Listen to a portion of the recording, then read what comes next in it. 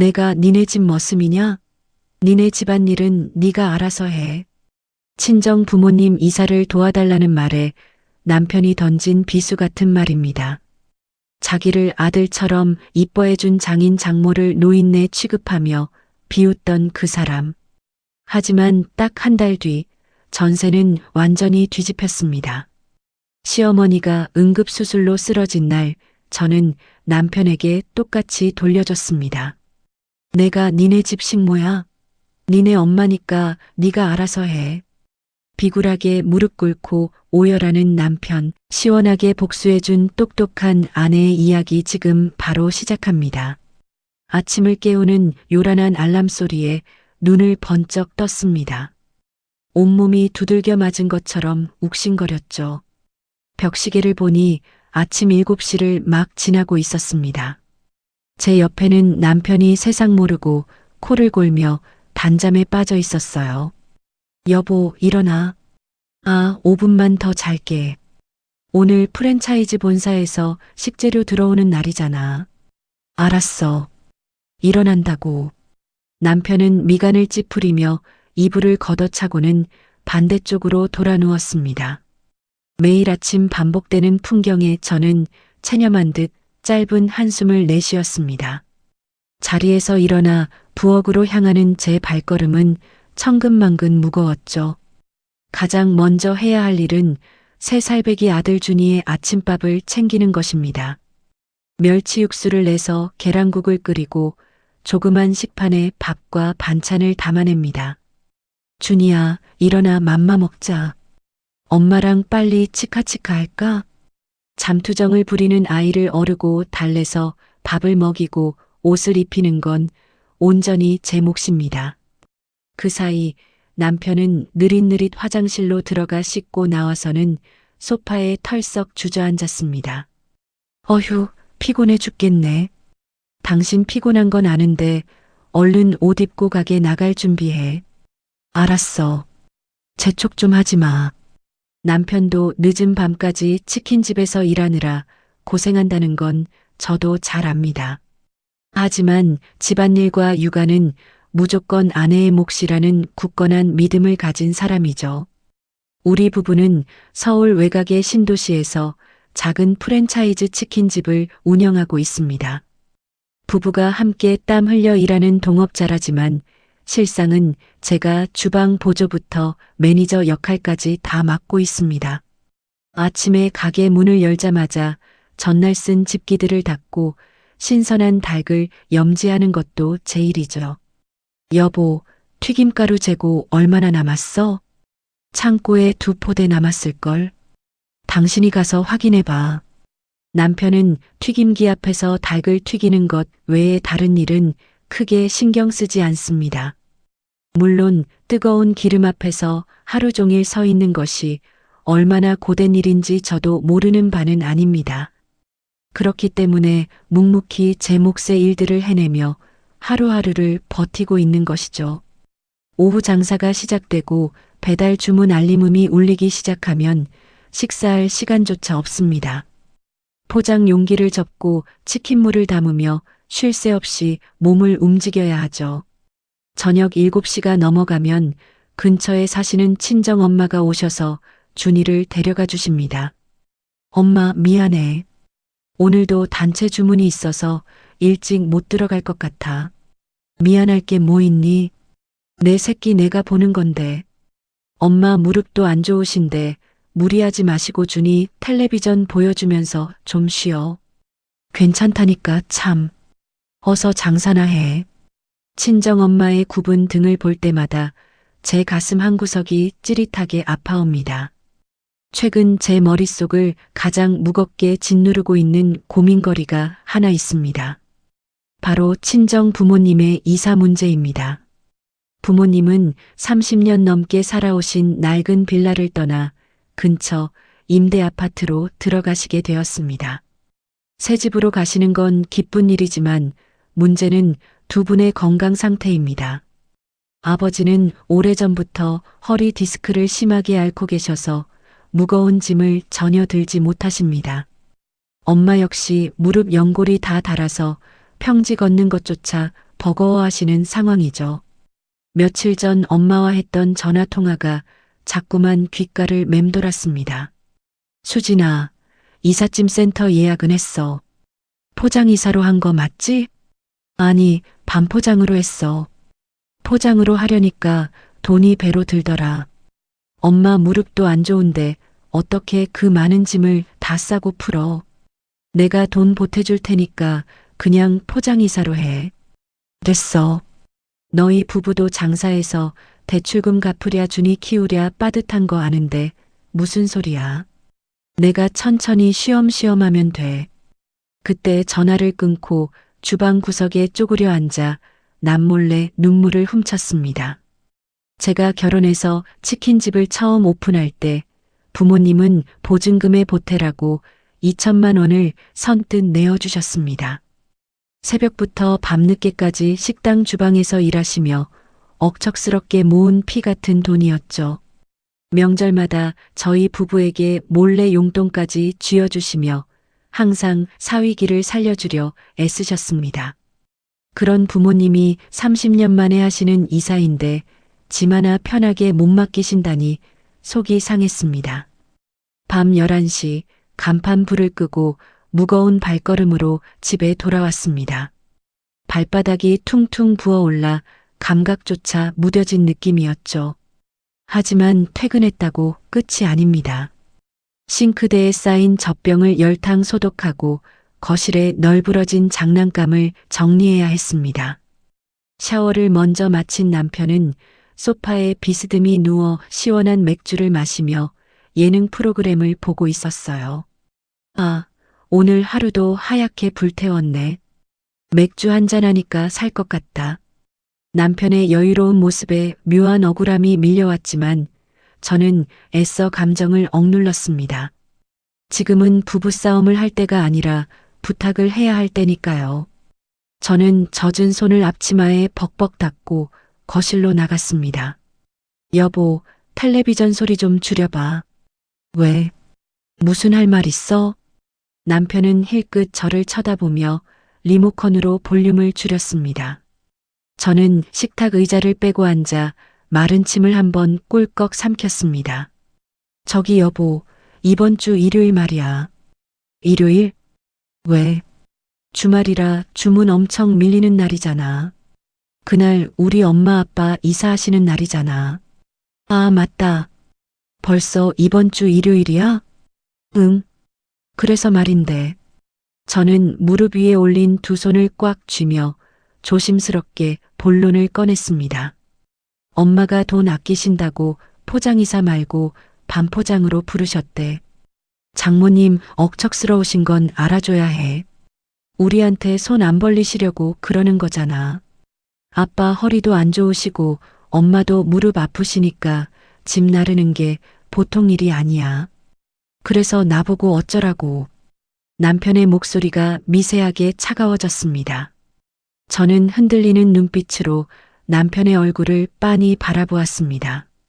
이사 날 하루만 가게 쉬고 친정 좀 도와주자. 제 입에서 나온 그 한마디는 텅 빈 거실 안을 조용히 울렸습니다. 사위로서 그리고 부부로서 당연히 함께 나서줄 거라는 한 줄기 희망을 품고 있었죠.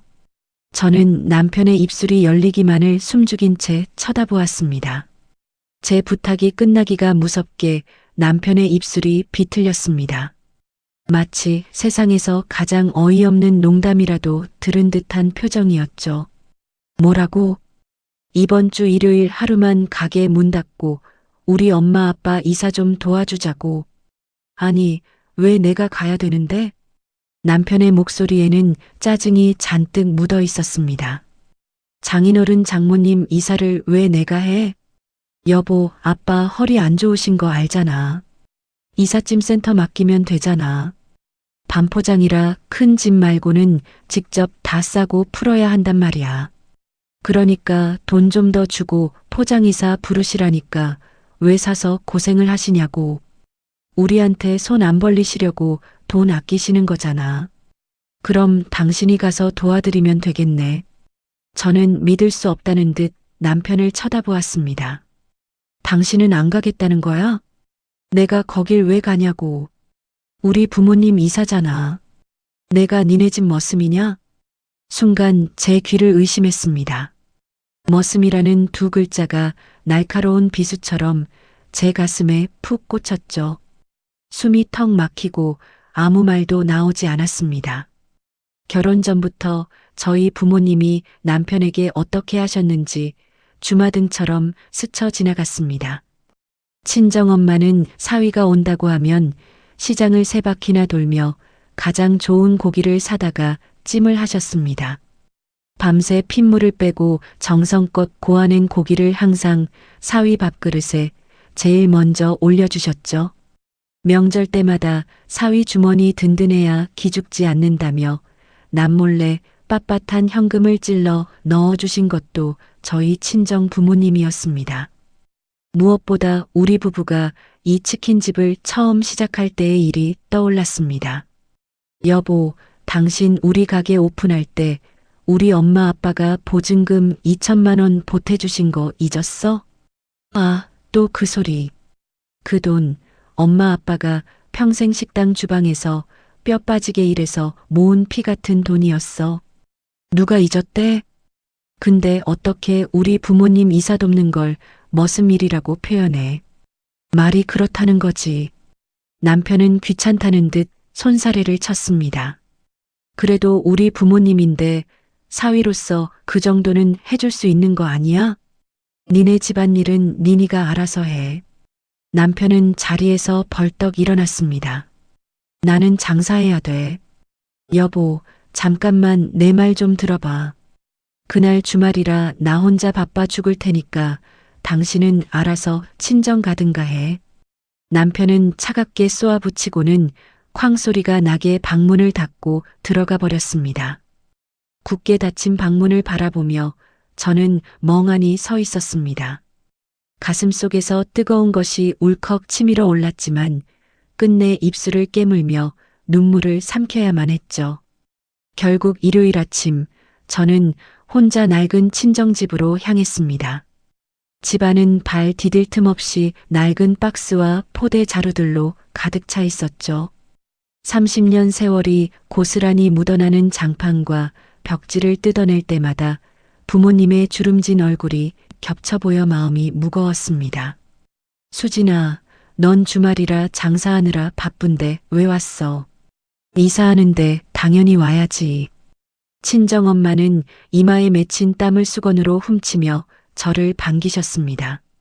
아버지는 두꺼운 복대까지 차고 무거운 책꽂이를 힘겹게 밀고 계셨어요. 아빠, 그거 나. 내가 할게. 괜찮다. 우리 사위는 혼자 장사하느라 고생이 많네. 아빠의 그 한마디에 왈칵 눈물이 쏟아질 것 같았습니다. 남편은 장사가 바빠서 도저히 시간을 낼 수 없다고 거짓말을 둘러댔거든요. 저는 소매를 걷어붙이고 미친 듯이 짐을 나르기 시작했습니다. 수십 년 묵은 먼지들이 코를 찌르고 입에서는 단내가 났습니다. 버려야 할 낡은 가구들을 좁은 계단으로 끌어내리고 무거운 그릇 박스들을 쉴 새 없이 날랐죠. 계단을 오르내리던 중이었습니다. 양손에 무거운 책장 서랍을 들고 발을 헛디디는 바람에 시멘트 벽에 손목을 심하게 부딪히고 말았습니다. 아야! 손목에서 찌릿한 통증이 팔 전체로 퍼져나갔습니다. 순간 눈앞이 하얘질 정도로 큰 고통이었죠. 수진아, 괜찮니? 엄마가 들고 있던 짐을 내팽개치고 놀라서 달려오셨습니다. 응, 괜찮아. 그냥 살짝 부딪혔어. 엄마가 걱정하실까봐 아픈 티를 숨기고 애써 웃어 보였지만 손목은 살짝 부어올랐습니다. 새 집으로 짐을 다 옮기고 대충 정리를 끝냈을 때는 이미 해가 저물고 있었습니다. 온몸은 먼지투성이에 파김치가 되어 있었죠. 욱신거리는 손목을 부여잡고 서둘러 집으로 돌아오니 이미 밤 9시가 훌쩍 넘은 시간이었습니다. 친정엄마가 싸주신 반찬통을 냉장고에 쑤셔넣고 부랴부랴 아이를 씻기고 밥을 먹였습니다.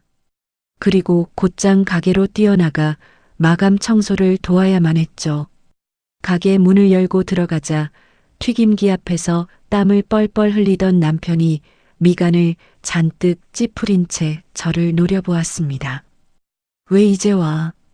정리가 생각보다 늦게 끝났어. 오늘 저녁 주문 밀려서 나 혼자 닭 튀기느라 미치는 줄 알았어. 장모님 이사는 무사히 잘하셨냐고 물어보는 게 먼저 아니야? 당신이 갔으니까 알아서 잘 끝냈겠지. 빨리 쓰레기부터 버리고 바닥 물 청소나 해. 남편은 제 퉁퉁 부은 손목이나 먼지를 뒤집어 쓴 옷차림은 쳐다보지도 않았습니다. 그저 자신이 혼자 바빴다는 사실에만 짜증을 내며 앞치마를 벗어 던졌죠. 기름때가 잔뜩 낀 미끄러운 바닥을 닦으며 저는 고개를 푹 숙였습니다. 걸레를 쥐어짤 때마다 부어오른 손목이 끊어질 듯 아파왔습니다. 하지만 육체적인 고통보다 제 마음을 더 아프게 찌르는 것은 남편의 차가운 태도였습니다. 가족이라는 이름으로 묶여 있으면서도 철저하게 남보다 못한 사람이 되어버린 남편. 치킨집 마감을 끝내고 집에 돌아와 아이를 재운 새벽 1시. 모든 불이 꺼진 거실 소파에 홀로 앉아 파스를 붙인 제 손목을 쓸어내렸습니다. 어둠 속에서 남편이 내뱉었던 잔인한 말이 계속해서 귓가를 맴돌았습니다. 내가 니네 집 머슴이냐? 가슴 한구석에 커다란 구멍이 뚫린 것처럼 시리고 허탈했습니다. 하지만 저는 더 이상 소리내어 울지 않았습니다. 서운함과 모멸감이 뒤섞인 차가운 감정들이 제 안에서 단단한 돌덩이처럼 굳어가는 것을 느꼈죠. 저는 캄캄한 거실 창밖을 응시하며 속으로 조용히 을조렸습니다. 좋아. 기억해둘게. 친정 부모님의 이삿날로부터 어느덧 한 달이라는 시간이 흘렀습니다. 시멘트 벽에 부딪혀 퉁퉁 부어올랐던 제 손목의 부기는 서서히 가라앉았죠. 하지만 비가 주룩주룩 내리는 궂은 날이면 여전히 뼛속까지 시큰거리는 통증이 밀려왔습니다. 손목이 아플 때마다 그날 밤 남편이 내뱉었던 잔인한 목소리가 환청처럼 귓가를 맴돌았어요. 내가 니네 집 머슴이냐? 그 말은 제 가슴 한가운데에 절대로 지워지지 않는 깊고 선명한 흉터를 남겼습니다. 하지만 저는 지난 한 달 동안 겉으로는 아무런 내색도 하지 않고 묵묵히 버텼습니다. 평소와 다름없이 새벽에 일어나 아이의 계란국을 끓였고 졸린 눈을 비비며 가게에 나가 닭을 염지했죠. 남편은 제가 그날의 상처를 훌훌 털어버린 줄 아는 눈치였습니다. 자신이 얼마나 이기적이고 모진 말을 쏟아냈는지조차 까맣게 잊어버린 듯 평온하고 뻔뻔한 얼굴이었으니까요. 그러던 어느 날 오후 닭에 튀김옷을 입히느라 정신이 없는데 앞치마 주머니 속 휴대전화가 요란하게 울렸습니다. 밀가루가 잔뜩 묻은 손을 대충 털어내고 액정을 확인해 보니 시어머니였습니다. 어머님, 저예요. 수진아, 나다. 수화기 너머로 들려오는 시어머니의 목소리가 평소와 달리 파르르 떨리고 있었습니다. 올해 63이신 시어머니는 3년 전 시아버지가 돌아가신 후 줄곧 혼자 지내고 계셨습니다. 남편은 무뚝뚝한 외아들이라 살가운 안부 전화 한 통 먼저 거는 법이 없었죠. 그래서 계절이 바뀔 때마다 반찬을 해다 나르고 병원에 모시고 가는 건 오롯이 며느리인 제 몫이었습니다. 어머님, 목소리가 왜 그러세요? 어디 편찮으신 데라도 있으신 거예요? 내가 며칠 전부터 명치 끝이 찢어질 것처럼 아파서 동네 의원에 갔잖니. 거기서 당장 큰 병원으로 가보라고 해서 검사를 받았는데 글쎄 담낭에 커다란 돌이 생겼단다. 네, 담낭 결석이라는데 돌이 너무 커서 당장 내일 모레 수술을 해야 한다지 뭐냐. 아이고, 이를 어째요. 시어머니는 수술이라는 무서운 단어에 덜컥 겁이 나셨는지 훌쩍거리며 눈물을 보이셨습니다. 혼자 계신 시어머니의 건강이 예전 같지 않다는 건 저도 눈치채고 있었지만 갑작스러운 수술 소식에 가슴이 철렁 내려앉았죠. 저는 놀란 마음을 다잡고 황급히 시어머니를 진정시켜 드린 뒤 전화를 끊었습니다. 잠시 후 주방 구석에서 이어진 남편과 시어머니의 통화 소리가 들려왔습니다. 엄마, 갑자기 수술이라니 그게 무슨 소리야? 알았어. 알았으니까 너무 울지 말고 기다려. 통화를 끝낸 남편의 표정은 잔뜩 일그러져 있었습니다. 저는 기름이 묻은 손을 닦으며 남편에게 조심스럽게 다가갔습니다. 여보, 어머님 당장 내일 모레 수술이시라며. 돌이 너무 커서 개복을 할 수도 있대. 연세도 있으신데 큰일이네. 남편은 골치가 아프다는 듯 미간을 짚으며 거친 한숨을 내쉬었습니다. 그리고는 저를 빤히 바라보며 너무나도 당연하다는 듯이 마치 숨을 쉬는 것처럼 자연스럽게 입을 열었죠. 수진아, 내일 엄마 수술인데 네가 병원 좀 가줘야 할 것 같아. 뭐라고? 네가 아침 일찍 준이 어린이집에 데려다주고 병원 가서 엄마 수속 좀 밟아. 수술 끝나면 회복실에서 간병도 좀 하고. 남편의 입에서는 그 어떤 미안함이나 조심스러움도 찾아볼 수 없었습니다. 마치 부하 직원에게 당연한 업무 지시를 내리듯 며느리인 제가 시어머니 병수발을 드는 것이 세상에 정해진 이치라는 태도였죠. 나더러 혼자 병원에 가라고? 그럼 어떡해. 나가게 혼자 못 비우잖아. 평일이라도 하루 문 닫으면 매출이 7, 80만 원이 훌쩍 날아가는데. 그럼 장사를 접고 나보고 가란 소리야? 그 순간이었습니다. 한 달 동안 제 가슴속 깊은 곳에 꾹꾹 눌러 담아두었던 차가운 분노가 서서히 고개를 들기 시작했습니다. 친정 부모님 이사 때 제게 쏘아붙이던 남편의 그 서늘하고 경멸 어린 눈빛이 뇌리를 스치고 지나갔죠. 저는 더 이상 당황하거나 억울해서 눈물을 흘리지 않았습니다. 오히려 머릿속이 차갑게 얼어붙는 것처럼 지독하게 냉정해지는 것을 느꼈습니다. 내 부모의 아픔은 철저하게 외면하면서 자기 부모의 아픔 앞에서는 한없이 뻔뻔해지는 이기적인 남자. 저는 남편의 두 눈을 똑바로 응시하며 아주 차분하고 또박또박한 목소리로 말했습니다. 내가 니네 집 식모냐? 알아서 해. 제 입에서 나온 서늘한 한마디에 가게 안의 공기가 팽팽하게 당겨졌습니다. 남편은 방금 자신이 무슨 소리를 들었는지 믿을 수 없다는 듯 두 눈을 커다랗게 떴습니다. 그의 얼굴은 순식간에 핏기가 가시며 하얗게 질려버렸죠. 뭐? 너 지금 뭐라고 했어? 내 말 못 들었어? 나보고 식모 노릇하라고 하지 말고 알아서 하라고. 남편의 입술이 파르르 떨리기 시작했습니다. 너 미쳤어? 우리 엄마가 지금 큰 수술을 한다잖아. 근데 거기다 대고 식모? 당신이 며느리로서 나한테 어떻게 그런 막말을 해? 남편은 금방이라도 주먹을 쥐고 펄쩍 뛸 것처럼 언성을 높였습니다. 하지만 저는 눈썹 하나 까딱하지 않고 그 자리에 꼿꼿하게 서서 남편을 마주 보았습니다.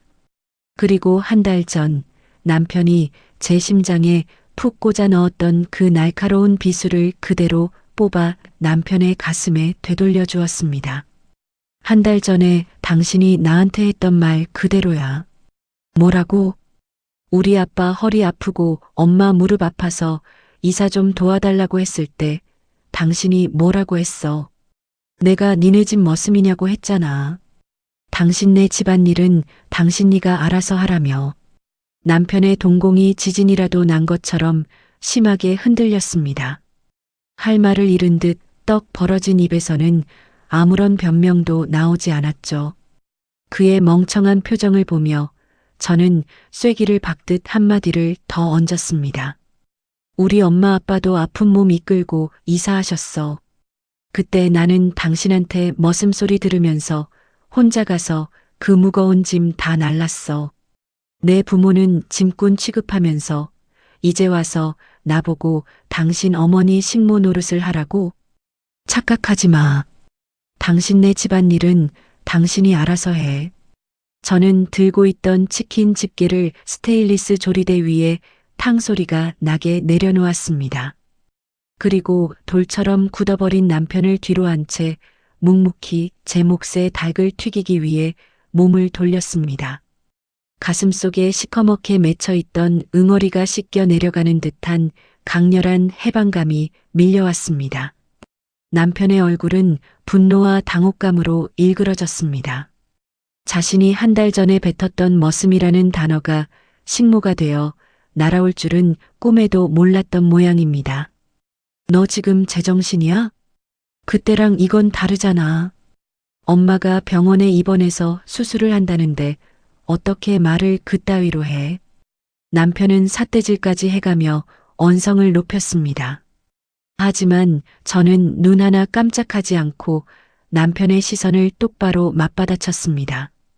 뭐가 달라? 우리 엄마 아빠도 아픈 몸으로 이사하는데 당신은 머슴 소리부터 꺼냈어. 허리 디스크에 무릎 연골 다 다른 노인네들이 짐 나르는 건 안 불쌍하고 당신 어머니 수술하는 것만 가슴 미어지게 아파? 대체 뭐가 다른데? 제 단호한 목소리에 남편은 꿀먹은 벙어리처럼 입을 뻐끔거렸습니다. 그래도 수술은 목숨이 왔다 갔다 할 수도 있는 거잖아. 간병인 쓸 시간도 없고 나 혼자 가게 문 닫으면 평일 매출 7, 80만 원이 그냥 날아가는데 끝까지 돈 타령을 하는 남편의 모습에 헛웃음이 다 나왔죠. 그러게 진작에 좀 잘하지 그랬어. 나는 당신네 집 식모가 아니니까 병원 갈 생각 없어. 매출이 아까우면 당신이 알아서 간병인을 구하든 문을 닫고 가든 둘 중 하나 선택해. 저는 그 말을 끝으로 뒤도 돌아보지 않고 주방을 나왔습니다. 결국 남편은 씩씩거리며 셔터문에 가족 병환으로 인한 임시 휴업이라는 종이를 써붙여야만 했죠. 다음 날 아침 남편은 혼자 병원으로 떠났습니다. 수술 당일이니 보호자가 반드시 곁에 있어야 했으니까요. 저는 평소처럼 준이를 어린이집에 데려다주고 오후 늦게 홀로 가게로 출근했습니다. 어차피 하루 종일 문을 닫으면 단골 손님마저 끊길까봐 저녁 장사만이라도 열기로 한 것입니다. 가게 문을 열고 불을 켜면서 속으로 한 가지 원칙을 단단히 세웠습니다. 내 몫의 일은 철저히 하되 남편 몫까지 떠안아서 고생하지는 않겠다는 원칙이었죠. 오후 내내 남편에게서 불이 나게 전화가 걸려왔습니다. 여보, 나 진짜 미치겠다. 이번 수속줄은 왜 이렇게 길고 보호자가 서명할 서류는 또 왜 이렇게 많아? 의사 선생님 면담도 해야 하는데 혼자 있으니까 정신이 하나도 없어. 당신 잠깐이라도 와서 얼굴만 비추면 안 돼? 수화기 너머로 들려오는 남편의 목소리에는 짙은 피로와 짜증이 묻어 있었습니다. 예전 같았으면 장사고 뭐고 팽개치고 당장 병원으로 달려갔을 겁니다. 하지만 저는 무감각해진 마음으로 차갑게 대답했습니다. 나 지금 저녁 장사 준비하느라 바빠. 당신 어머니 수술인데 아들인 당신이 당연히 챙겨야지. 정신 똑바로 차리고 잘해. 저는 남편의 앓는 소리를 단칼에 잘라내고 전화를 끊어버렸습니다. 저녁 6시가 넘어가자 배달 주문이 밀려들기 시작했습니다. 저는 혼자 주방에 서서 닭을 염지하고 포장 용기를 준비했습니다. 남편이 담당하던 튀김기 앞은 텅 비어 있었지만 굳이 제가 나서서 기름통을 예열하지는 않았습니다. 혼자 할 수 있는 만큼만 주문을 받고 나머지는 과감하게 배달 앱을 닫아버렸죠. 밤 9시가 훌쩍 넘어서야 남편이 파김치가 되어 가게로 뛰어들어왔습니다. 수술은 무사히 끝났지만 마취에서 깬 시어머니가 아프다고 앓는 통에 회복실에서 꼼짝도 못했다고 하더군요. 아, 나 진짜 죽을 것 같아. 하루 종일 물 한 모금 못 마셨네. 남편은 퀭한 눈으로 주방에 들어서자마자 쌓여있는 주문 전표를 보고 경악했습니다. 당신 혼자 있으면서 닭 안 튀기고 뭐 했어? 튀김은 당신 담당이잖아. 나는 내 담당인 재료 준비랑 포장만 한 거야. 당신 참 진짜 독하다. 남편은 투덜거리며 허겁지겁 앞치마를 두르고 튀김기 앞에 섰습니다. 하지만 몸도 마음도 지칠 대로 지친 남편의 집중력은 바닥을 치고 있었죠. 아니나 다를까 얼마 지나지 않아 큰 사고가 터지고 말았습니다. 매운 양념치킨을 시킨 단골 손님에게 엉뚱하게 간장치킨을 배달해버린 겁니다. 사장님, 저 매운 양념 시켰는데 왜 간장치킨이 왔어요? 애들 먹을 것도 아니고 제가 먹을 건데 당장 환불해 주세요. 수화기 너머로 손님의 날카로운 항의가 쏟아졌습니다. 남편은 땀을 뻘뻘 흘리며 허리를 굽신거렸죠. 아이고, 고객님 정말 죄송합니다. 제가 지금 정신이 없어서 착각을 했습니다. 당장 새로 튀겨서 보내드리겠습니다. 진짜 죄송합니다. 평소 같았으면 제가 얼른 전화를 빼앗아 들고 애교 있게 사과하며 상황을 무마했을 겁니다.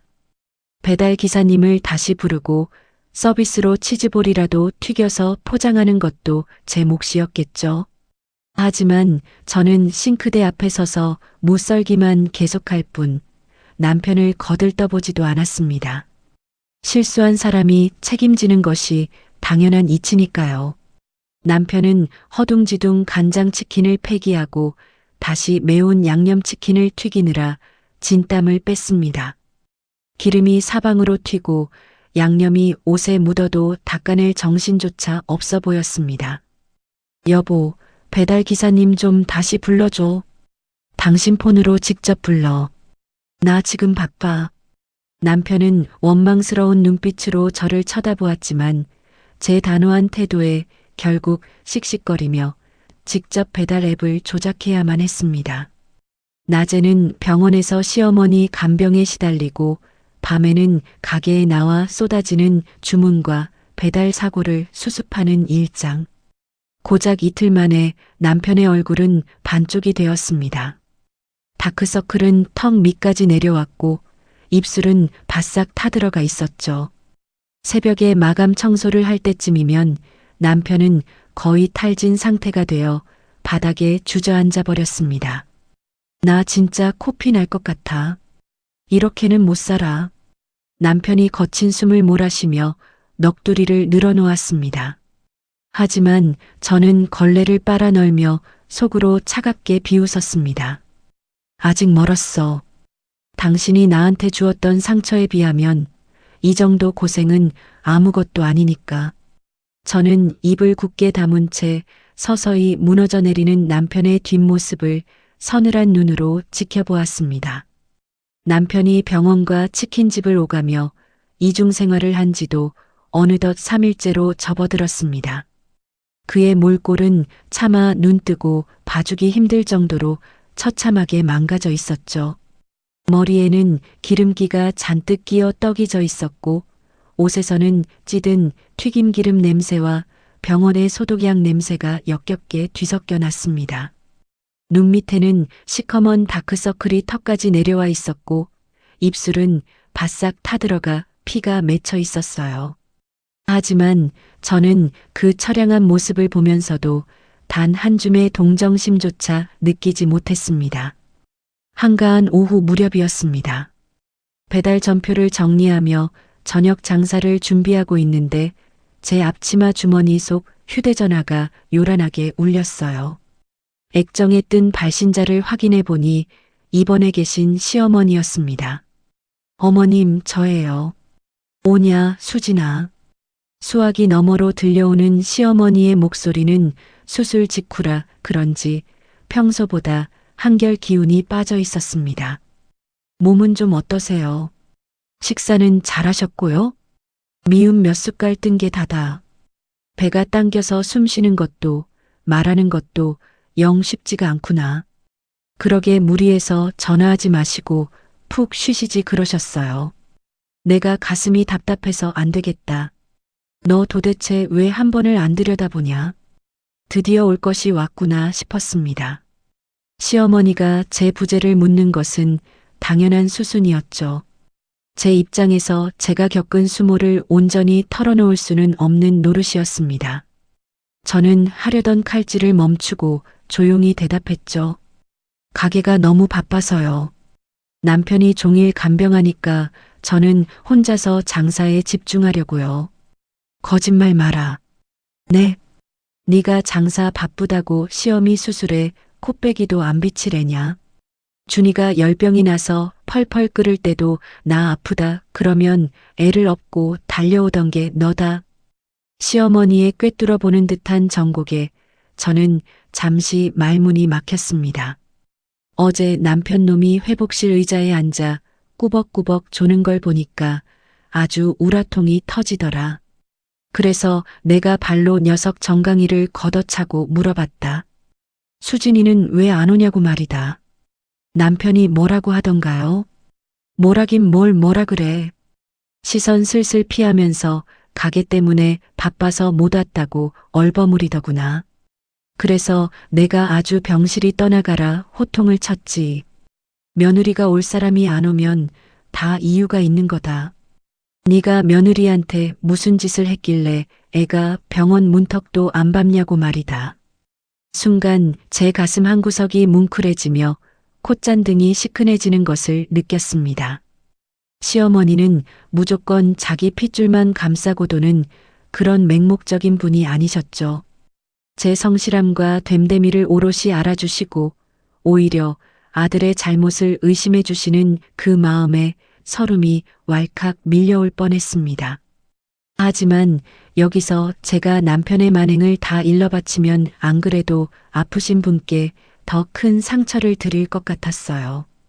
어머님, 진짜 아무 일도 없어요. 그래, 알겠다. 내가 이놈 자식을 아주 달달 볶아서라도 너한테 잘하게 만들 거다. 너도 참지 말고 내내 할 말 다 하고 살아라. 전화를 끊고 나니 마음이 한결 가벼워지면서도 복잡한 감정이 밀려왔습니다. 그리고 그날 밤 남편이 터덜터덜 묵직한 발걸음으로 가게 문을 열고 들어섰습니다. 그는 앞치마를 두르기도 전에 홀 구석 소파에 털썩 주저앉아 땅이 꺼져라 깊은 한숨을 내쉬었죠. 나 진짜 미치겠다. 우리 엄마 수술하고 나서 성격이 완전히 이상해지셨어. 왜 어머니가 뭐라고 하시는데? 저는 알면서도 모른 척 등도 돌리지 않은 채 태연하게 물었습니다. 아니, 병실에 앉아 있는데 갑자기 나보고 너한테 무슨 짓을 했냐고 막 닥달을 하시잖아. 그래서 뭐라고 대답했는데? 내가 뭘 잘못해. 그냥 장사가 바빠서 못 온다고 끝까지 잡아댔지. 당신은 진짜 양심이라는 게 없구나. 제 차가운 반응에 남편은 짜증 섞인 목소리로 변명하기 시작했습니다. 야, 그래도 아픈 엄마 앞에서는 적당히 둘러대야 할 거 아니야. 네가 끝까지 안 오니까 나만 병실에서 나쁜 놈 취급받잖아. 나쁜 놈 취급이 아니라 당신 원래 나쁜 놈 맞아. 뭐라고? 어머니가 당신 속도 모르고 호통치신 게 그렇게 억울해? 내가 당신한테 당한 수모는 생각 안 하고 오로지 당신 체면 깎인 것만 중요하지? 그놈의 머슴 타령 좀 그만해라. 남편이 버럭 소리를 질렀지만 그의 눈빛은 묘하게 흔들리고 있었습니다. 예전 같았으면 펄펄 뛰며 제게 막말을 쏟아냈을 텐데 지금은 그럴 기력조차 남아있지 않아 보였죠. 어머니가 호통을 치신 이유가 뭔지 잘 생각해봐. 당신이 평소에 나한테 어떻게 했으면 어머니까지 당신을 제일 먼저 의심하시겠어. 당신은 나를 아내로 존중한 게 아니라 그저 당신 집안일을 대신해주는 식모로 여겼던 거야. 아니야, 내가 언제 그랬다고 그래. 그러니까 시어머니 수술에는 내가 무조건 와야 한다고 당연하게 명령을 했겠지. 저는 들고 있던 행주를 싱크대에 툭 던지듯 내려놓고 남편을 똑바로 노려보았습니다. 당신 자존심 깎이는 건 죽기보다 싫고 내 가슴에 대못 박힌 건 아무렇지도 않아? 남편은 붉게 충혈된 눈으로 저를 쳐다보다가 이내 두 손으로 자기 얼굴을 거칠게 쓸어내렸습니다. 그의 어깨가 미세하게 떨리는 것이 제 눈에도 똑똑히 보였죠. 자신이 가장 의지하던 어머니에게조차 질책을 받고 아내에게는 철저히 외면당하는 현실. 온전히 혼자 감당해야 하는 육체적 고통과 병원 간병의 무게가 그의 알량하고 뻣뻣했던 자존심에 서서히 금을 내고 있었습니다. 하지만 남편의 입에서 미안하다는 진심 어린 사과는 끝내 나오지 않았습니다. 그는 알량한 자존심을 굽히는 대신 여전히 자신의 잘못을 회피하려 발버둥 치고 있었죠.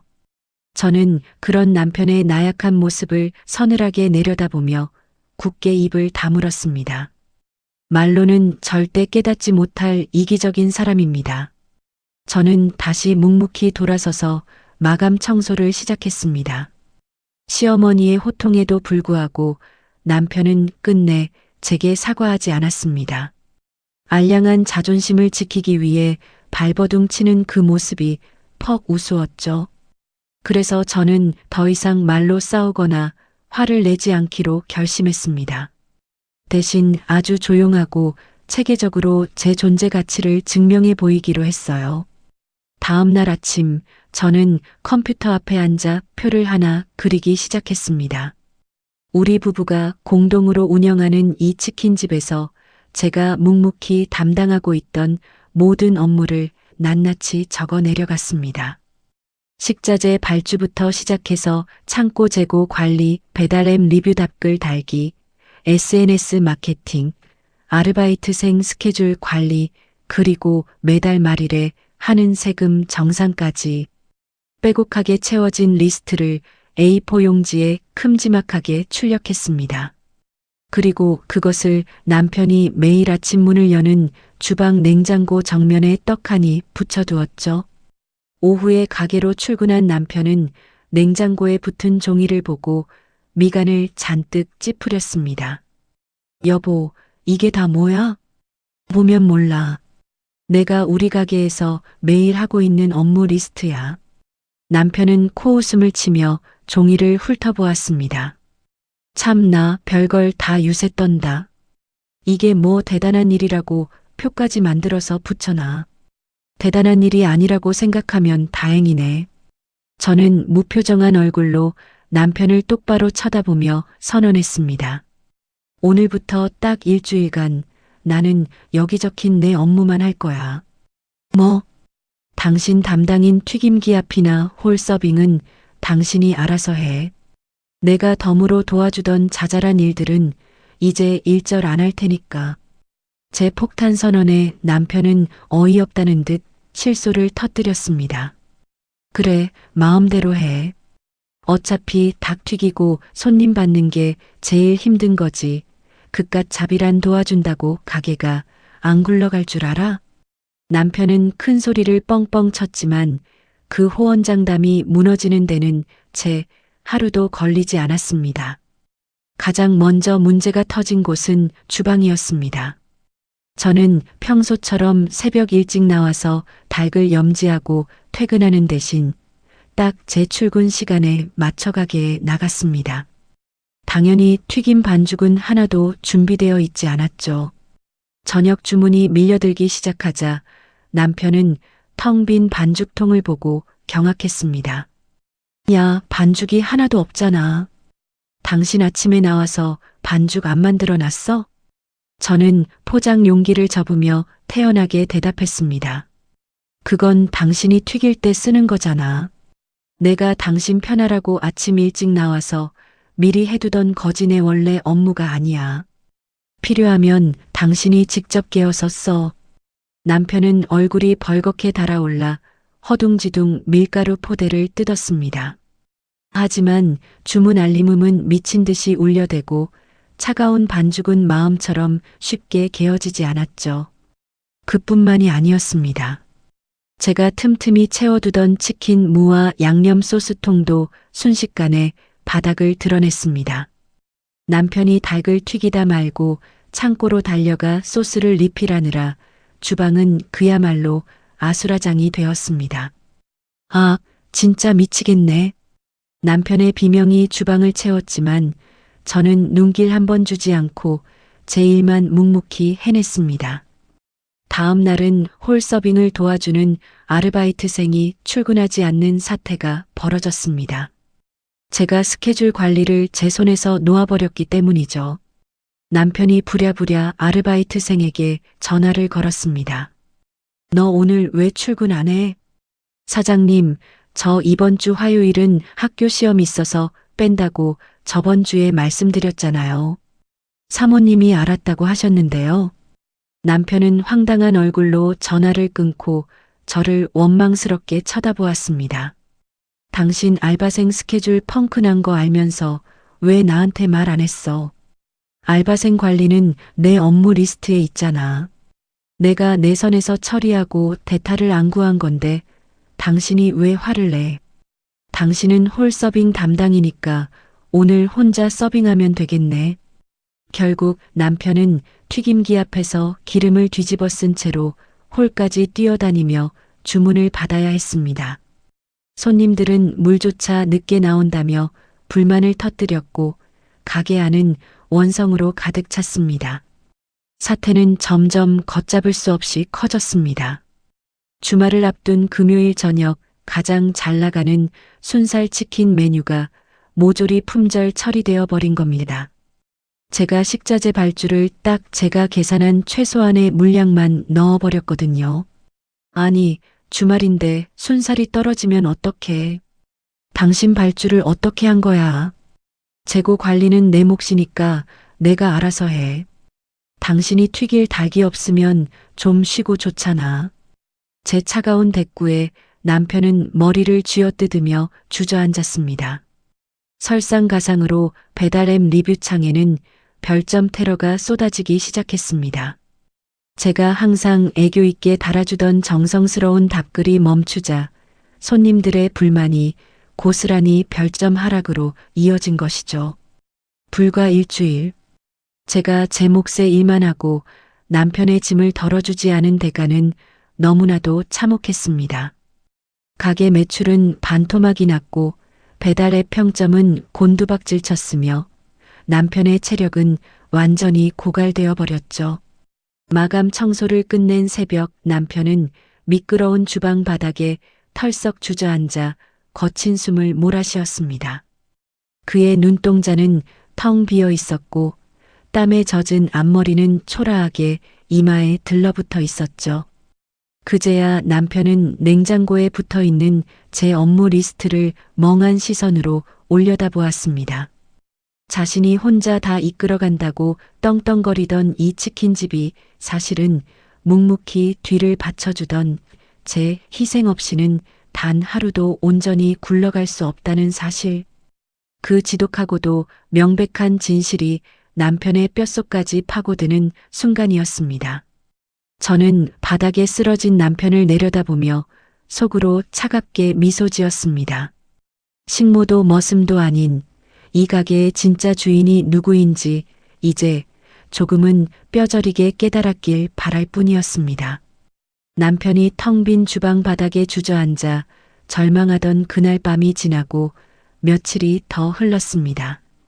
가게는 여전히 매일 삐걱거렸고 배달앱의 별점은 곤두박질 쳤지만 저는 제 원칙을 굽히지 않았죠. 통쾌함이 밀려올 줄 알았지만 제 마음 한구석에는 여전히 치워지지 않은 무거운 돌덩이가 얹혀 있는 것 같았습니다.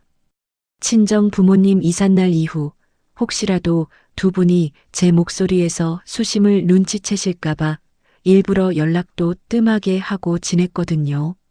이사날 무거운 짐을 나르다 시멘트 벽에 부딪혀 들었던 시퍼런 멍도 행여나 들킬까봐 긴 소매 옷으로 꽁꽁 숨기고 다녔습니다. 그러던 어느 평일 낮이었습니다. 어린이집에서 일찍 하원한 준이를 돌보기 위해 친정엄마가 예고도 없이 저희 집으로 찾아오셨습니다. 엄마, 갑자기 연락도 없이 웬일이셔? 오냐, 우리 똥강아지 할미 왔어. 엄마는 현관문을 열자마자 준이를 품에 덥석 안고 뽀뽀를 퍼부으시며 환하게 웃으셨습니다. 하지만 아이를 바라보던 인자한 눈길이 제 얼굴에 닿는 순간 엄마의 눈빛에는 깊은 수심이 서려 있었죠. 수진아, 너 얼굴이 왜 이렇게 반쪽이 됐니? 요즘 장사가 너무 바빠서 그래. 거짓말하지 마라. 엄마는 준이에게 텔레비전을 틀어주시고는 제 손목을 이끌어 식탁 의자에 앉히셨습니다. 너 이삿날 혼자 와서 집 나를 때부터 내가 다 눈치채고 있었어. 무슨 소리야, 아무 일도 없었어. 사위가 장사 바빠서 못 온다고 했다고? 엄마의 차분하고 나지막한 물음에 저는 애써 시선을 피하며 입술을 깨물었습니다. 응, 그날 단체 주문이 밀려서 도저히 시간을 낼 수가 없었대. 내가 널 하루 이틀 키웠니? 내 목소리만 들어도, 내 눈빛만 봐도 무슨 일인지 다 알아. 엄마는 거칠어진 제 두 손을 따뜻하고 투박한 손으로 감싸주셨습니다. 사위가 뭐라 했어? 그 다정하고도 애틋한 한마디에 지난 한 달 동안 독하게 참고 버텼던 제 감정의 둑이 한순간에 와르르 무너져 내리고 말았습니다. 눈시울이 뜨겁게 붉어지더니 이내 굵은 눈물방울이 뺨을 타고 뚝뚝 떨어지기 시작했죠. 소리내어 울지 않으려 입술을 꽉 깨물었지만 짐승처럼 꺽꺽거리는 울음이 터져 나왔습니다. 엄마, 그래, 다 말해봐. 무슨 험한 말을 들었길래 우리 딸 속이 이렇게 시커멓게 타들어갔어. 저는 가슴을 치며 터져나오는 울음을 참지 못하고 결국 그날 남편이 내뱉었던 모진 말을 모조리 털어놓았습니다. 그 사람이 자기가 우리 집 머슴이냐고 그랬어. 장인 장모 이삿짐 나르는 거 자기는 뼈 빠지게 일해서 못하겠다고. 니네 집안일은 니니가 알아서 하라고 화를 냈단 말이야. 저는 엄마가 그 말을 듣고 불같이 화를 내실 줄 알았습니다. 당장 사위에게 전화를 걸어 쌍심지를 켜고 호통을 치시거나 괘씸하다며 가슴을 치실 줄 알았죠. 하지만 엄마의 반응은 제 예상과 전혀 달랐습니다. 엄마는 소리 높여 화를 내는 대신 소리 없이 눈물을 훔치며 제 손을 더욱 꽉 쥐셨습니다. 아이고, 내 새끼. 엄마, 내가 너무 미안해. 나 때문에 엄마 아빠 무시당하게 만든 것 같아서 가슴이 찢어질 것 같아. 네가 왜 미안해? 엄마의 목소리는 미세하게 떨리고 있었지만 그 어느 때보다 단단하고 깊은 울림이 있었습니다. 수진아, 나는 사위가 내 집 안 날라줬다고 서운한 게 아니야. 늙은 부모 짐덩이 취급당한 게 억울해서 이러는 것도 아니다. 그럼 왜 우는데? 나는 우리 딸이 그 모진 소리를 듣고도 혼자 끙끙 앓으며 이삿짐을 다 날랐을 생각에 가슴이 미어져서 그래. 엄마, 남편한테 그런 험한 소리를 듣고 친정에 와서 그 무거운 걸 혼자 다 들면서 속으로 얼마나 많이 울었을까? 우리 딸 가슴에 얼마나 피멍이 들었을까? 엄마는 거친 손으로 제 젖은 뺨을 닦아주시며 조용히 다독이셨습니다. 내가 억울한 게 아니라 내 새끼가 귀한 대접 못 받고 산 게 속상해서 그래. 엄마의 그 애끓는 한마디는 제 심장 깊은 곳에 커다란 파동을 일으켰습니다. 지금껏 저는 묵묵히 참고 희생하는 것이 가족의 평화를 지키는 유일한 길이라고 굳게 믿고 살아왔습니다. 남편이 무심하게 굴어도 시댁의 일방적인 요구가 있어도 내가 한 번 더 참고 웃어넘기면 다 괜찮을 거라 여겼죠. 하지만 그 알량한 인내가 오히려 제 자신을 갉아먹고 있었고 급기야 저를 세상에서 가장 사랑하는 친정 부모님에게까지 씻을 수 없는 상처를 주고 말았습니다. 딸이 남편에게 존중받지 못하고 식모처럼 머슴처럼 취급받는 것을 지켜보는 친정엄마의 마음이 어떨지 저는 미처 헤아리지 못했던 겁니다. 한참을 엄마 품에 안겨 아이처럼 울고 난 후 저는 소매로 남은 눈물을 벅벅 닦아냈습니다. 흐릿했던 시야가 맑아지면서 머릿속에 안개처럼 끼어있던 상념들도 말끔하게 거치는 기분이었죠. 엄마, 나 이제 안 울어. 그래, 울지 마라. 눈물 흘릴 가치도 없는 사람 때문에 짐 빼지 마. 나 이제 바보같이 참기만 하면서 안 살 거야. 잘 생각했다. 참는 게 착한 게 아니더라. 부당한 건 말해야 아는 거고 화낼 땐 화를 내야 사람들이 널 만만하게 안 보는 거야. 엄마는 인자한 미소를 지으며 제 굽은 등을 힘차게 토닥여 주셨습니다. 그 따뜻한 손길은 저에게 험한 세상을 당당하게 맞설 수 있는 거대한 용기를 불어넣어 주었죠. 엄마가 아이를 데리고 집으로 돌아가신 후 저는 텅 빈 거실에 홀로 앉아 깊은 생각에 잠겼습니다. 따뜻하게 데워진 보리차를 두 손으로 감싸쥐며 엄마가 남기고 간 말들을 가슴속에 하나하나 새겨 넣었죠. 참는 게 착한 게 아니다. 말해야 바뀐다. 이 명제는 제 지난 삶의 가치관을 송두리째 흔들어 놓았습니다. 지금껏 저는 아내라는 이유로, 엄마라는 이유로 제 자신을 지우고 껍데기만 남은 채 살아왔습니다. 남편은 그런 저의 헌신과 희생을 걸음삼아 뻔뻔하게 왕처럼 군림해 왔던 거고요. 하지만 이제는 다릅니다. 더 이상 묵묵히 참아주는 착한 아내, 말 잘 듣는 식모 역할은 하지 않을 작정입니다. 내가 나를 귀하게 여겨야 내 부모도 편안하게 두 다리를 뻗고 주무실 수 있다는 것을 오늘 뼈저리게 깨달았으니까요. 창밖으로 붉은 노을이 뉘엿뉘엿 지고 있었습니다. 그 짙은 노을빛을 조용히 바라보는 제 두 눈에는 그 어느 때보다 차갑고 단단한 결의가 차올랐습니다. 말로 하는 잔소리나 투정 따위는 이기적인 남편에게 결코 통하지 않는다는 것을 아주 잘 압니다. 동등한 부부가 아니라 일방적인 희생만 강요하는 관계라면 그것은 이미 정상적인 가족이 아니었죠. 이제 남편에게 제 가치를 그리고 부부라는 이름의 진짜 무거운 의미를 확실하게 뼈에 새겨줄 때가 왔습니다. 친정엄마가 다녀가신 후 제 마음속에는 서늘하고도 단단한 기둥 하나가 세워졌습니다. 더 이상 감정에 호소하며 눈물을 흘리거나 목소리를 높여 싸울 필요가 없다는 것을 깨달았죠.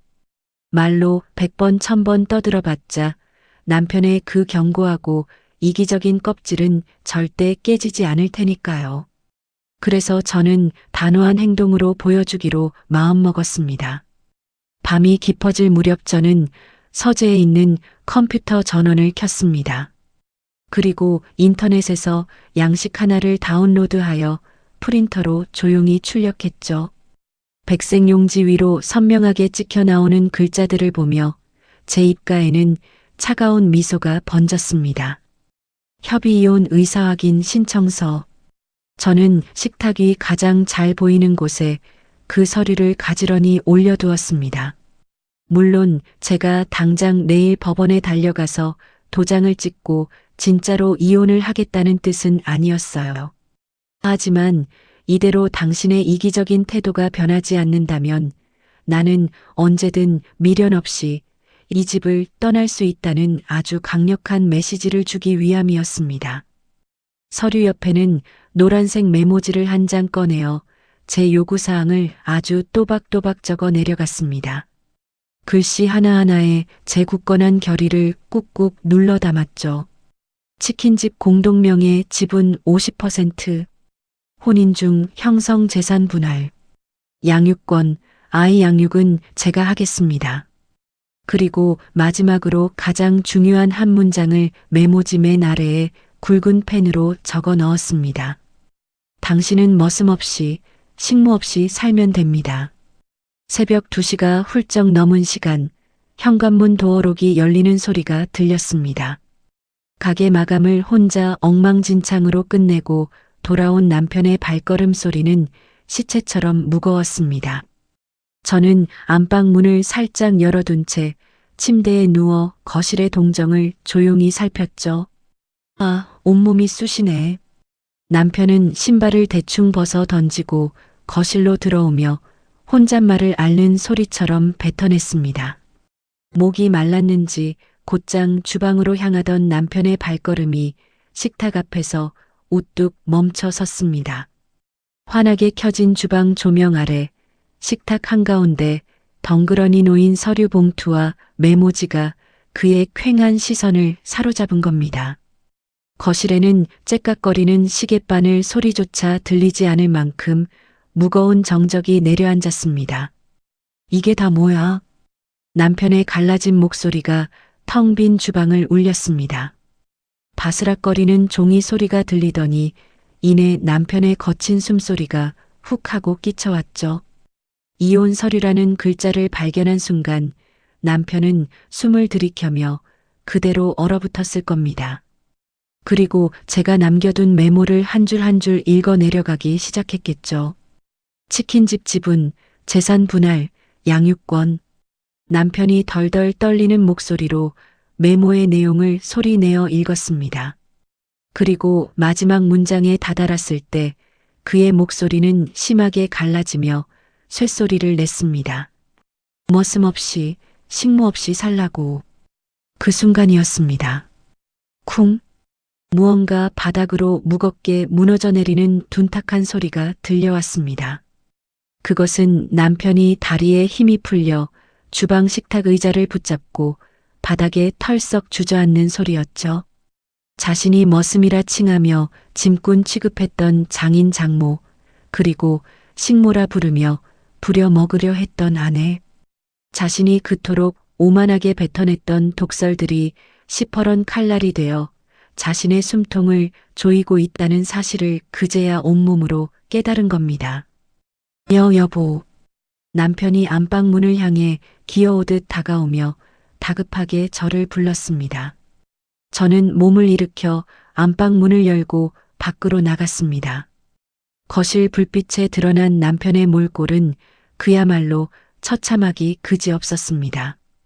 기름때에 절어있는 셔츠, 공포에 질려 커진 두 눈, 그리고 사시나무 떨듯 바들바들 떨고 있는 두 손. 제가 쥐어준 이혼 서류를 생명줄이라도 되는 양 꽉 움켜쥔 채 저를 올려다보고 있었죠. 당신, 이거 진짜야? 이게 다 무슨 소리야? 당신 진짜 나랑 이혼할 생각으로 이러는 거야? 남편의 눈동자는 공포와 절망으로 미친 듯이 요동치고 있었습니다. 저는 식탁 의자를 빼고 앉아 그런 남편을 아주 차갑고 무미건조한 시선으로 내려다보았습니다. 서류에 적힌 글씨 못 읽어? 뜻 모르는 단어라도 있어? 아니, 그래도 그렇지 어떻게 나한테 이혼 서류를 내밀어. 당신 태도가 계속 그따위면 나는 정말 미련 없이 갈 수 있다고 분명히 경고하는 거야. 장사 핑계대고 내 부모님 짐짝 취급할 때 당신은 이미 내 남편이기를 포기한 거나 다름없어. 남편은 억울하다는 듯 변명하려 입을 달싹거렸지만 제 서늘한 기세에 눌려 제대로 된 말조차 꺼내지 못했습니다. 가게 매출이 그렇게 중요해? 그럼 치킨집은 당신이 다 가져. 대신 내 몫의 지분과 내 노동력에 대한 대가는 정확하게 계산해서 현금으로 줘. 당신이 그렇게 귀하게 여기는 돈 끌어안고 혼자 평생 잘 살아봐. 아플 때 간호해줄 식모도 굳은 일 대신해줄 머슴도 없이 당신 혼자서 말이야. 제 입에서 쏟아지는 날카로운 말들은 하나하나가 비수가 되어 남편의 심장에 꽂혔습니다. 남편은 더 이상 아무런 대꾸도 하지 못하고 바닥에 엎드린 채 어깨를 들썩이기 시작했습니다. 그토록 뻣뻣하고 견고해 보이던 그의 알량한 자존심이 산산조각이 나서 흩어지는 순간이었죠. 침묵이 길어질수록 남편의 숨소리는 짐승의 헐떡임처럼 거칠고 비참해졌습니다.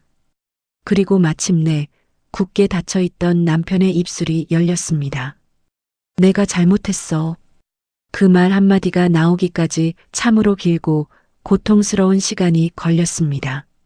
내가 진짜 다 잘못했어, 수진아. 결혼 4년 차.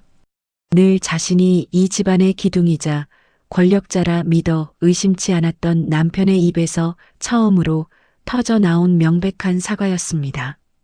저는 바닥에 주저앉아 고개를 푹 숙인 남편을 말없이 내려다보았습니다. 가슴속을 짓누르던 체증이 한순간에 쑥 내려가는 듯한 강렬한 카타르시스가 전신을 휘감았죠. 하지만 저는 섣불리 그를 용서하거나 다정한 위로의 말을 건네지 않았습니다. 이 한마디로 모든 상처가 씻길 만큼 제 가슴에 맺힌 피멍이 가볍지 않았으니까요. 바닥에 엎드려 오열하던 남편은 한참 뒤에야 비틀거리며 몸을 일으켰습니다. 저는 거실 소파로 걸어가 조용히 자리에 앉았죠.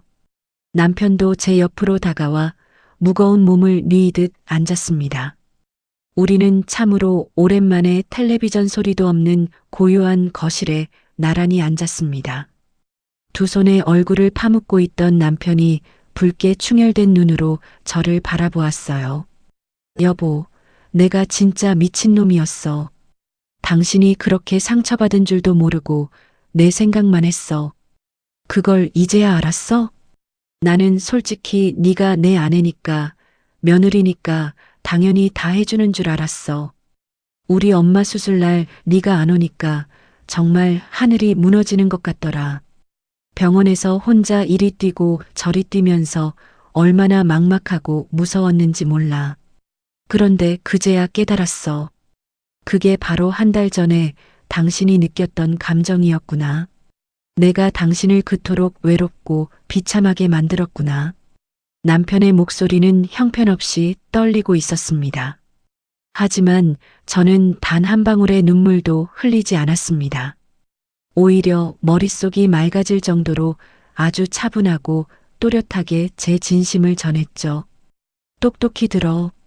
나는 당신네 집 식모도 아니고 우리 집 머슴도 아니야. 당신의 평등한 아내이고 치킨집을 같이 키운 동업자고 준이의 엄마야. 내 부모님이 당신 부모님보다 덜 소중한 게 아니라고. 당연하지. 내가 다 잘못했어. 앞으로 한 번만 더 내 부모님을 함부로 대하거나 나를 아랫사람 취급하면 그때는 이 종이 쪼가리가 아니라 진짜 법원 가는 줄 알아. 명심할게. 진짜 다신 안 그럴게. 남편은 주머니에서 휴대전화를 꺼내 들었습니다. 그리고 잠시의 망설임도 없이 친정아버지의 번호를 누르더군요. 스피커폰 너머로 익숙한 통화 연결음이 울렸습니다. 오냐, 사위. 밤늦게 장사하느라 피곤할 텐데 웬일인가. 아빠의 다정하고 온화한 목소리가 들려오자 남편의 뺨 위로 참았던 눈물이 툭 떨어졌습니다. 아버님, 저예요. 목소리가 왜 그런가? 무슨 일 있어? 아버님, 제가 정말 죽을 죄를 지었습니다. 이삿날 제가 당연히 가서 도와드렸어야 했는데 제가 너무 부족하고 어리석었습니다. 장모님 무릎도 안 좋으신데 저 혼자 편하자고 아내만 보내고 정말 죄송합니다. 남편은 수화기를 부여잡고 어린아이처럼 엉엉 소리 내어 울기 시작했어요. 전화기 너머로 잠시 침묵이 흐르더니 이내 아빠의 따뜻한 목소리가 들려왔습니다. 괜찮다. 우리 사위 혼자 닭 튀기느라 얼마나 고생이 많아. 자니가 수진이 아끼고 사랑해주는 것만으로도 나는 다 고마워. 그러니까 너무 자책하지 말고 푹 쉬어. 그 짧고 담담한 한마디에 남편은 차마 고개를 들지 못하고 소리내어 통곡했습니다. 저 역시 콧잔등이 시큰해졌지만 이번에는 억울함이 아닌 위로의 눈물이었습니다. 다음 날 오후 저는 남편과 함께 시어머니가 입원해 계신 병원을 찾았습니다. 제가 며칠 만에 병실에 나타나자 시어머니는 반가움과 놀라움이 교차하는 표정을 지으셨죠. 아이고, 수진아. 장사하느라 바쁜데 못하러 왔어. 어머님, 그동안 못 와뵈서 죄송해요. 제가 병상 옆에 앉아 어머니의 야윈 손을 잡는 순간 뒤에 서 있던 남편이 침대 곁으로 바짝 다가왔습니다. 엄마, 내가 잘못했어. 갑자기 웬 뚱딴지 같은 소리야. 남편은 체념한 듯 하지만 아주 솔직하게 지난 한 달간 있었던 모든 일을 털어놓았습니다. 장인 장모님 이사 때 자신이 머슴이냐며 막말을 했던 일, 제가 혼자 가서 짐을 나르다 손목을 다쳐왔는데도 짜증만 냈던 일, 그리고 이번 수술에 며느리가 당연히 식모 노릇을 해야 한다며 저를 함부로 대했던 일까지 전부 다요. 이야기를 듣는 내내 시어머니의 표정은 무섭도록 차갑게 굳어갔습니다. 그리고 남편의 고백이 끝나기가 무섭게 어머니가 손을 번쩍 들어 남편의 머리통을 쥐어박으셨습니다. 아, 이 몹쓸 놈아. 수진이한테 그런 소리를 했어. 내가 너를 이따위로 가르쳤냐? 엄마, 잘못했어요. 수진이가 너한테 어떻게 했는데, 사돈 어른들이 우리한테 어떻게 하셨는데 네가 감히 처가 어른들을 짐짝 취급해. 네가 머슴이면 나는 수진이 친정집 식모라도 가서 살아야 해. 이 못난 놈아. 시어머니는 수술한 배가 당기는 것도 잊으신 채 분통을 터뜨리며 남편의 등짝을 사정없이 후려치셨습니다. 당장 수진이한테 무릎 꿇고 싹싹 빌어. 이 착한 애가 얼마나 속이 썩어 문드러졌으면 병원 문턱을 안 밟았겠어. 어머니, 고정하세요. 배 수술하신 지 얼마 안 돼서 무리하시면 안 돼요. 제가 다급히 시어머니를 말렸지만 어머니는 오히려 제 두 손을 꽉 부여잡고 굵은 눈물을 뚝뚝 흘리셨습니다. 수진아, 내가 널 볼 면목이 없다. 자식 농사를 잘못 지어서 귀한 남의 집 딸에게 이 고생을 시키는구나. 정말 미안하다, 내 새끼. 시어머니의 진심 어린 사과와 불호령에 제 마음속 마지막 남은 앙금마저 눈 녹듯 사라지는 기분이었습니다. 머리를 쥐어 뜯긴 남편도 제 옆에서 연신 고개를 숙이며 눈물을 훔치고 있었죠. 더 이상 혼자 앓고 혼자 상처받던 그 서러운 시간들은 완전히 끝이 났음을 직감했습니다. 그 폭풍 같았던 병원에서의 눈물바다가 지나가고 어느덧 3개월이라는 시간이 흘렀습니다. 저희 가족의 일상에는 정말 마법 같은 놀라운 변화가 찾아왔죠. 여보, 오늘 목요일이니까 내가 일찍 마감하고 들어갈게. 당신 혼자 홀 청소까지 다 하고 오려면 힘들지 않아? 괜찮아. 준이 목욕시킬 시간 늦어지니까 당신 먼저 퇴근해. 남편은 매주 목요일마다 저를 먼저 집으로 돌려보내고 혼자 가게 마감을 도맡고 있습니다. 제가 퇴근해서 쉴 수 있도록 아이의 목욕부터 양치질, 그리고 동화책을 읽어주며 재우는 것까지 온전히 전담하게 되었죠. 준이야, 아빠랑 거품 목욕할까? 우와, 신난다. 욕실에서 들려오는 부자의 유쾌한 웃음소리를 들으며 저는 소파에 기대어 따뜻한 차 한 잔의 여유를 즐깁니다. 불과 몇 달 전만 해도 상상조차 할 수 없었던 평화로운 저녁 풍경이 눈앞에 펼쳐지고 있는 겁니다. 남편의 긍정적인 변화는 집안에서만 그치지 않았습니다. 저희 부부는 한 달에 한 번씩 반드시 짬을 내어 친정집에 방문하고 있어요. 장모님 현관 센서 등이 자꾸 깜빡거리길래 제가 밝은 걸로 싹 갈아놨습니다.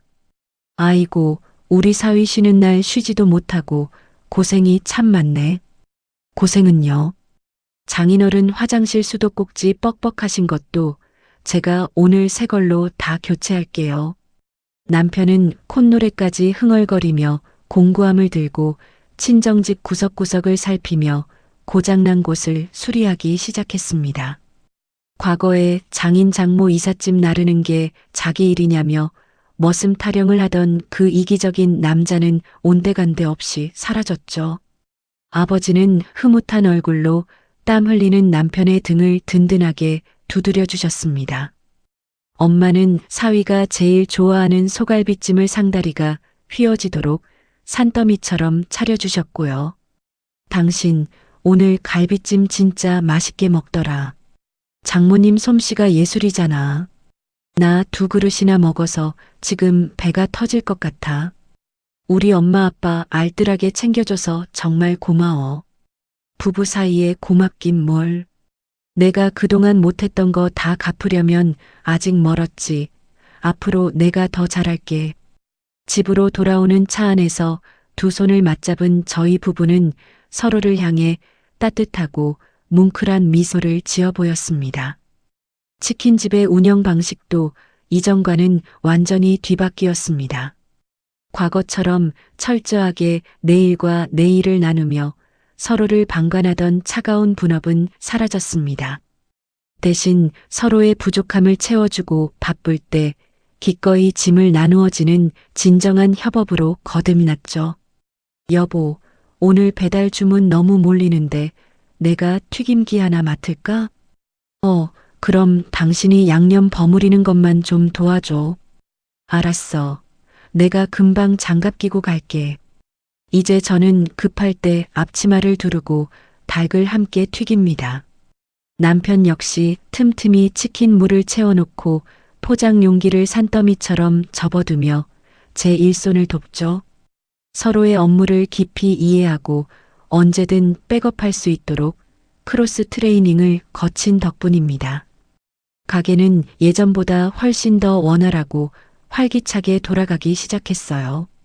우리의 긍정적인 에너지가 손님들에게도 전해진 것일까요? 곤두박질 쳤던 배달 앱의 별점도 다시 만점을 향해 오르기 시작했고 단골 손님들의 발걸음도 부쩍 늘어 매출도 훌쩍 뛰었습니다. 건강을 완벽하게 회복하신 시어머니도 일주일에 한 번씩 잊지 않고 저희 집을 찾아오십니다. 할머니 오셨다. 오냐, 우리 똥강아지 밥은 잘 먹고 있었어? 어머니는 항상 양손 무겁게 정성껏 만든 밑반찬을 바리바리 싸들고 오셔서 준이를 돌봐주십니다. 제가 장사 준비로 주방에서 바쁘게 움직일 때면 어김없이 제 등 뒤로 다가와 따뜻하고 거친 손을 얹어주시죠. 우리 며느리 맨날 뜨거운 기름 앞에서 장사하느라 고생이 참 많다. 아니에요, 어머님.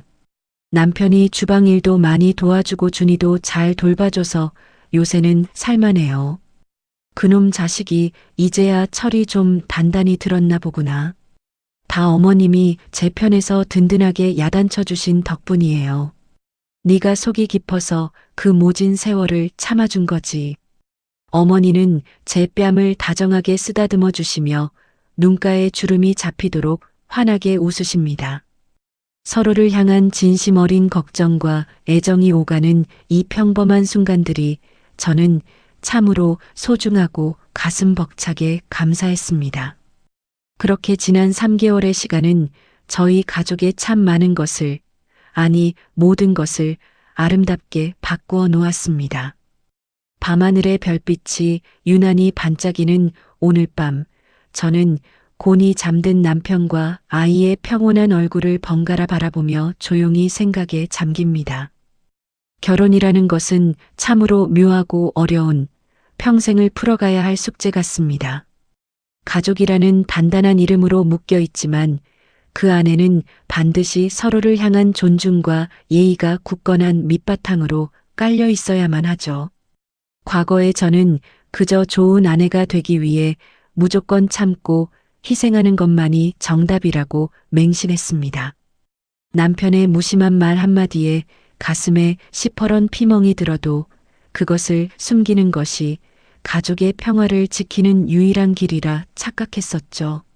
하지만 뼈저린 경험을 통해 깨달았습니다. 무작정 참는다고 해서 사랑이 유지되는 게 아니더라고요. 속으로 삼킨 불만과 억울함은 가슴속에 독처럼 차곡차곡 쌓여 언젠가는 걷잡을 수 없는 분노로 화염처럼 폭발하기 마련입니다. 내가 나 스스로를 먼저 귀하게 여기고 당당하게 존중해야 상대방도 나를 귀한 사람으로 대접하게 되는 거였어요. 부당함 앞에서의 침묵은 결코 미덕이 아니었습니다. 서운한 것은 말하고 부당한 대우에는 당당하게 목소리를 내어 나의 가치를 증명해야만 했습니다. 그래야만 한쪽으로 기울어지지 않은 진짜 평등하고 건강한 부부 관계가 만들어지는 것이었죠. 이제 저희 부부 사이에는 일방적인 헌신과 희생만을 강요받는 억울한 식모도 존재하지 않습니다. 자신이 아랫사람이 되었다며 억지를 부리고 꾸준히를 기피하던 어리석은 머슴도 더 이상 이 집에 살지 않죠. 우리의 거실에는 서로의 부족한 점을 따뜻하게 채워주고 힘들 때 언제든 편안히 기댈 수 있는 든든하고 동등한 인생의 동반자만 마주 앉아 있을 뿐입니다.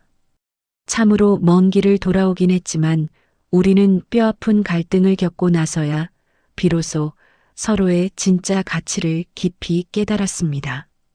비바람과 거친 폭풍우를 뚫고 나와 한층 더 견고하고 단단해진 우리 가정. 식모도 머슴도 아닌 서로를 동등하게 존중하는 부부.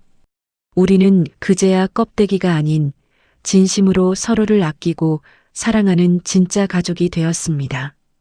여러분, 오늘의 사연 어떻게 들으셨나요? 참는 것이 미덕인 시대는 이제 정말 지났습니다.